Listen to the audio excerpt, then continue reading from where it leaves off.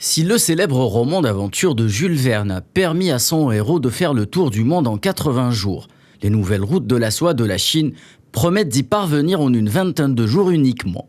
Imaginez une route qui part de Chine, traverse l'Europe, le Moyen-Orient et l'Asie du Sud-Est pour arriver en Afrique. C'est la fameuse initiative One Belt, One Road, une muraille désormais ouverte sur le monde. Un projet unique en son genre, qui relie plusieurs points stratégiques du globe, à travers l'investissement dans de nombreuses infrastructures logistiques. Pékin cherche en effet à étendre son influence et élargir les voies du commerce international, tout en assurant à ses entreprises de nouveaux marchés, suivant la désormais sacro-sainte règle du monde du business, la coopération gagnant-gagnant.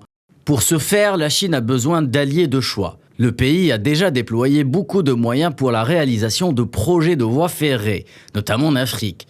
Djibouti, Addis Abeba ou encore Mombasa et Nairobi. Au total, ce sont plus de 110 milliards de dollars qui ont été investis dans pas moins de 10 pays.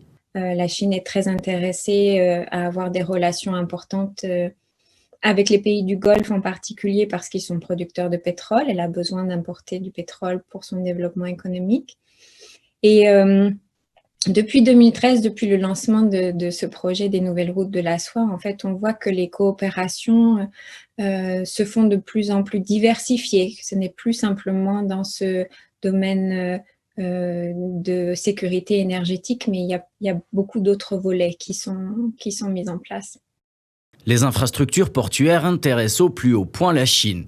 Depuis quelques années, la Chine a opéré des transactions lui permettant d'augmenter son influence au niveau de certaines infrastructures portuaires gravitant autour de passages clés en Méditerranée ou en mer Rouge, comme ce fut le cas en Grèce ou en Éthiopie. Les voies maritimes ne sont pas impénétrables pour Pékin. Sur le plan géostratégique, l'Algérie s'inscrit comme un partenaire de choix pour la Chine. Alger et Pékin parlent de convergence de vues au niveau de la vision africaine des deux pays.